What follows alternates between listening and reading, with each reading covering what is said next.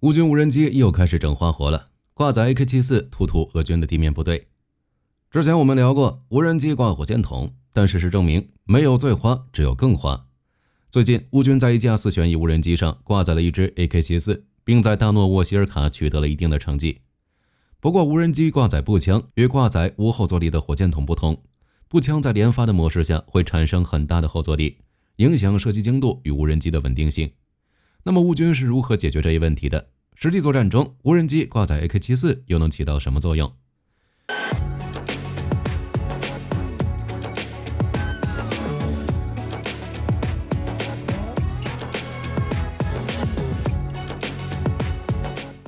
？11月底，俄军使用装甲车与步兵向大诺沃希尔卡发起攻势，乌军狼牙棒部队、第20独立营等部队使用无人机击退了这次攻击。其中自杀式无人机负责打击装甲战车，配备 AK-74 的无人机则负责清理俄军残留的步兵。这是乌军首次在战斗中使用配备突击步枪的无人机，可靠性也很好。连续射击后，无人机依旧可以保持稳定性，让操作员实现精准射击。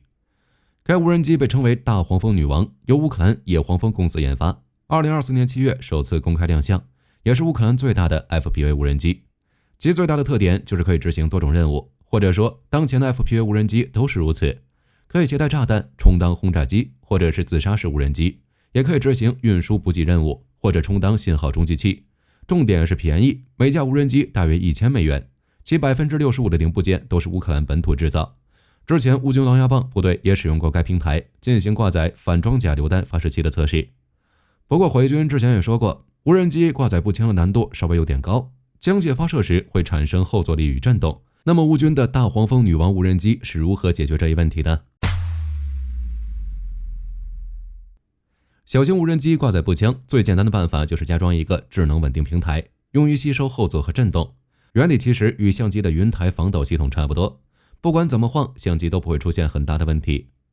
就比如美国的多克机器人公司开发的未来战士无人机 TIKAD， 飞行高度在 9.2 米至457米之间，携带了枪械、榴弹发射器等武器。土耳其这边也有类似的设计，电子制造商 Assiscard 公司在2021年就展示了一款配备机枪的4旋翼无人机 Sanger， 而且2020年就交付土耳其军队。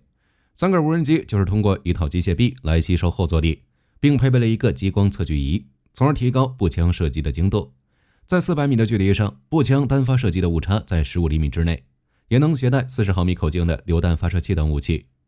只是无人机携带这种智能稳定平台，在一定程度上会增大无人机的重量与外形，并破坏无人机很难探测的优势。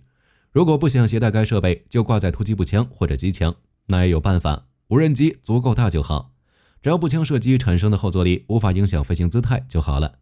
战机搭配机炮就不需要配备智能稳定平台，无人机也是如此。2022年的时候，美国通用院子航空系统公司就公布了莫哈维无人机携带航炮吊舱的图片。该无人机大家应该都不陌生，与 MQ-9 死神与 MQ-1C 灰鹰属于表兄弟，长 9.1 米，最大起飞重量 3.175 吨。这种大型无人机挂载航炮，那就是轻轻松松，根本不需要考虑后坐力与震动的问题。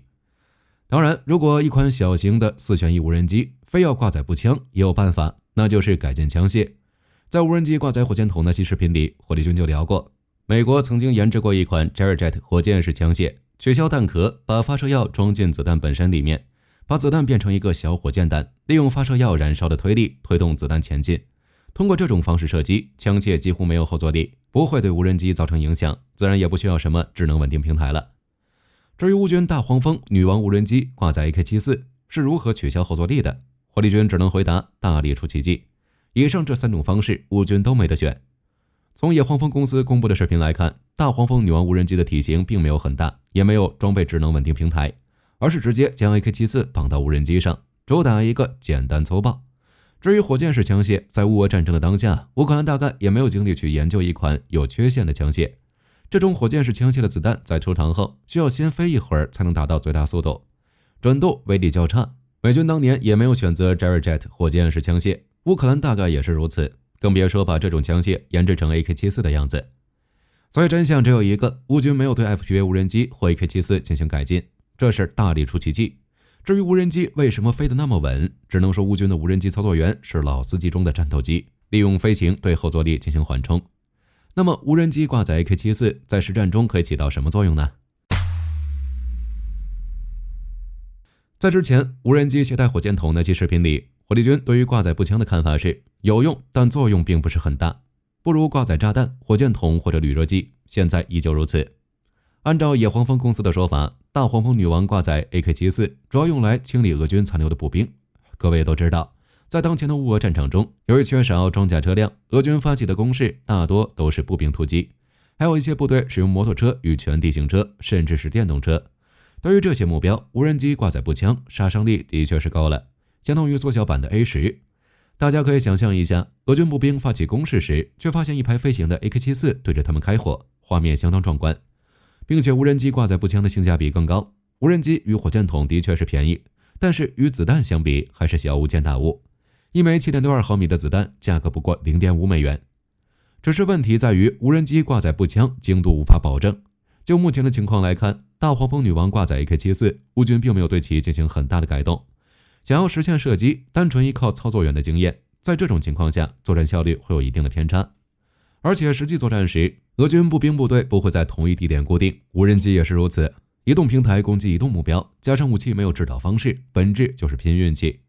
还有就是弹容量的问题 ，AK-74可以携带30发子弹，采用弹匣供弹。无人机挂载 AK-74也就意味着无法换弹，作战时只能依靠弹匣里的30发子弹，说实在的根本不够用。就威力而言，无论是 AK-74、M4 还是 M1911手枪都可以做到一发入魂，但实际作战时又是另一种情况了。在二战时期，欧洲战场的美军平均 2.5 万发子弹才能消灭一个敌人，到了越南战争，这个数字就提高到了5万颗。英国独立报也报道过，美军在伊拉克与阿富汗战争中，平均每消灭一个敌人需要30万发子弹。虽然这个数字很惊人，但事实的确是这样的。步枪这种东西更多的是一种自卫武器，不是用来杀敌的，是让敌人无法靠近自己400米、500米这个范围。很多战术射击都不是为了消灭敌人，而是压制、封锁、佯攻或者试探。一定程度上来说，消耗的子弹越多，己方的伤亡也就越少。想要消灭敌人，大家都是远距离扔炮弹、航空炸弹。在乌俄战场上也不会出现双方互相瞄准射击的场景。在现代战争中，每死亡100人，其中大约只有5人是被各种枪械造成的，包括步枪、机枪、狙击枪，剩余的 95% 都是由于各种炮弹造成的。虽然无人机挂载步枪在一定程度上改变了这种情况，步枪不再是压制或者试探性武器，而是单纯的杀伤性武器。凭借无人机隐蔽性好的优势，甚至可以近距离对其进行射击。但步枪的压制属性并没有发生太大的改变，毕竟威力没变。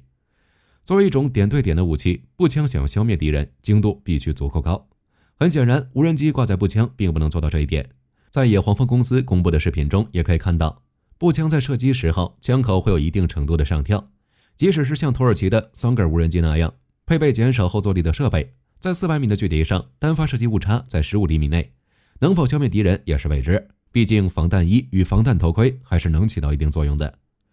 想要消灭敌人，最简单最稳妥的方式还是无人机挂载炸弹、手榴弹或者是旅热机，威力大，价格也可以接受。如果是追求性价比，炸弹也是最优的选择。而且无人机的作战设想就是在非对称作战中，利用自己长航程的优势快速消灭目标，但是挂载步枪就偏离了这个设想。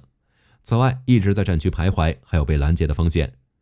也有消息称可以使用这种挂载步枪的无人机拦截俄军的沙希德136。想法的确没错，这就相当于开直升机跟踪无人机，然后用机枪将其击落。只是拦截这种低小慢目标的重点不是打击方式，随便一个高射炮搭配可编程弹药都可以比无人机挂载步枪做得更好。重点在于如何发现这种目标。就火力军而言，对于乌军来说，使用大黄蜂女王挂载 AK-74清理俄军残留的步兵更像是一种抽奖，能消灭敌人最好，打伤也可以，至少可以加剧俄军的后勤问题。即使是打不中敌人也无所谓，就当放炮庆祝击退俄军攻势。归根结底，现代战争打的是后勤，俄军兵力再多，如果炮弹与装甲车辆的数量不足，也无法起到太大的作用。好了，这期视频到这儿就结束了。各位觉得乌军大黄蜂女王无人机挂载 AK-74在实际作战中能发挥什么作用？可以在视频下方留言，大家一起讨论。我是火力军，下期见。